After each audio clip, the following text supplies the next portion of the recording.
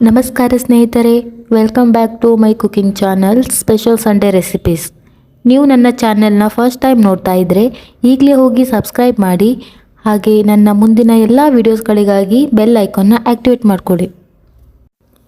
ಇವತ್ತಿನ ವಿಡಿಯೋದಲ್ಲಿ ಮೊಟ್ಟೆ ಪ್ರಿಯರಿಗಾಗಿ ಒಂದು ಹೊಸ ವಿಧಾನದಲ್ಲಿ ಎಗ್ ಕರಿ ಹೇಗೆ ಮಾಡೋದು ಅಂತ ತಿಳಿಸ್ಕೊಡ್ತಾ ಇದ್ದೀನಿ. ಮೊದಲಿಗೆ ಈ ಎಗ್ ಕರಿ ಮಾಡೋದಕ್ಕೆ ಏನೇನು ಇಂಗ್ರೀಡಿಯೆಂಟ್ಸ್ ಬೇಕು ಅಂತ ನೋಡ್ಕೊಳ್ಳೋಣ. ನಾನಿಲ್ಲಿ ಬೇಯಿಸಿಟ್ಕೊಂಡಿರುವಂತಹ 5 ಮೊಟ್ಟೆನ ತೊಗೊಂಡಿದ್ದೀನಿ. ಹಾಗೆ 2 ಹಸಿ ಮೊಟ್ಟೆನ ಕೂಡ ತೊಗೊಂಡಿದ್ದೀನಿ. ದೊಡ್ಡದಾಗಿ ಕಟ್ ಮಾಡಿಟ್ಕೊಂಡಿರುವಂತಹ 2 ದೊಡ್ಡ ಸೈಜಿನ ಟೊಮೆಟೊ, ಹಾಗೆ 2 ಈರುಳ್ಳಿನ ತೊಗೊಂಡಿದ್ದೀನಿ. 1 ಕಪ್ ಆಗುವಷ್ಟು ಹಸಿ ಕೊಬ್ಬರಿ, ಒಂದು 6-7 ಎಸಳು ಬೆಳ್ಳುಳ್ಳಿ, 1 ತುಂಡು ಶುಂಠಿನ ತೊಗೊಂಡಿದ್ದೀನಿ. ಹಾಗೆ ಸ್ವಲ್ಪ ಕೊತ್ತಂಬರಿ ಸೊಪ್ಪು, 4-5 ಲವಂಗ, 2 ಚಕ್ಕೆನ ತೊಗೊಂಡಿದ್ದೀನಿ. ಅರ್ಧ ಸ್ಪೂನ್ ಅರಿಶಿಣ, 2 ಸ್ಪೂನ್ ಖಾರದ ಪುಡಿ ಹಾಗೂ 1.5 ಸ್ಪೂನ್ ಎಗ್ ಮಸಾಲ ಪೌಡರ್ ಕೂಡ ತೊಗೊಂಡಿದ್ದೀನಿ. ಮೊದಲಿಗೆ ನಾನಿಲ್ಲಿ ಒಂದು ಮಿಕ್ಸಿ ಜಾರಿಗೆ ಚಕ್ಕೆ ಮತ್ತು ಲವಂಗನ ಹಾಕ್ಕೊಳ್ತಾ ಇದ್ದೀನಿ.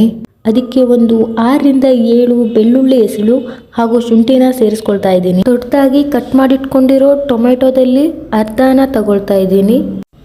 ಅರ್ಧದಷ್ಟು ಈರುಳ್ಳಿನ ಸೇರಿಸ್ಕೊಳ್ತಾ ಇದ್ದೀನಿ.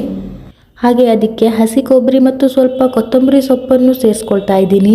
ಇದಕ್ಕೆ ಸ್ವಲ್ಪ ನೀರನ್ನು ಸೇರಿಸ್ಕೊಂಡು ತಿಕ್ಕಾಗಿ ರುಬ್ಕೊಳ್ತಾ ಇದ್ದೀನಿ. ನೆಕ್ಸ್ಟ್ ಒಂದು ಪಾತ್ರೆಗೆ 2 ಸ್ಪೂನ್ ಆಗುವಷ್ಟು ಎಣ್ಣೆನ ಹಾಕ್ಕೊಳ್ತಾ ಇದ್ದೀನಿ.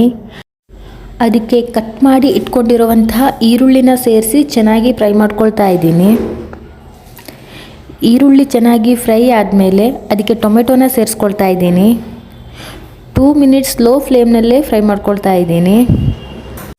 ನೆಕ್ಸ್ಟ್ ಇದಕ್ಕೆ ಅರ್ಧ ಸ್ಪೂನ್ ಅರಿಶಿಣ, 2 ಸ್ಪೂನ್ ಖಾರದ ಪುಡಿ ಸೇರಿಸ್ಕೊಳ್ತಾ ಇದ್ದೀನಿ.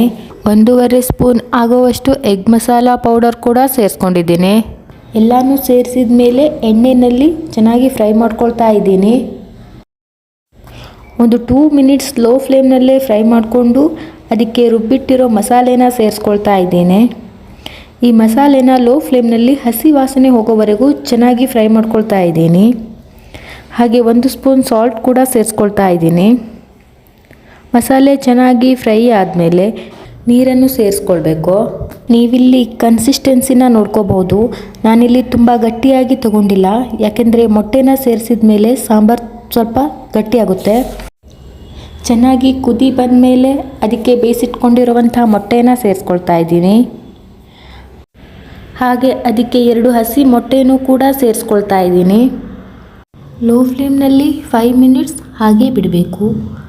5 ಮಿನಿಟ್ಸ್ ಬೇಯಿಸ್ಕೊಂಡ್ಮೇಲೆ ನಿಧಾನಕ್ಕೆ ಮೊಟ್ಟೆ ಕದಡಿ ಹೋಗದೇ ಇರೋ ಹಾಗೆ 2 ಕಡೆ ಚೆನ್ನಾಗಿ ಬೇಯಿಸ್ಕೋಬೇಕು. ಫೈನಲಾಗಿ ಕೊತ್ತಂಬರಿ ಸೊಪ್ಪನ್ನು ಸೇರಿಸ್ಕೊಳ್ತಾ ಇದ್ದೀನಿ. ಈಗ ರುಚಿಯಾದ ಮೊಟ್ಟೆ ಸಾಂಬಾರು ರೆಡಿ.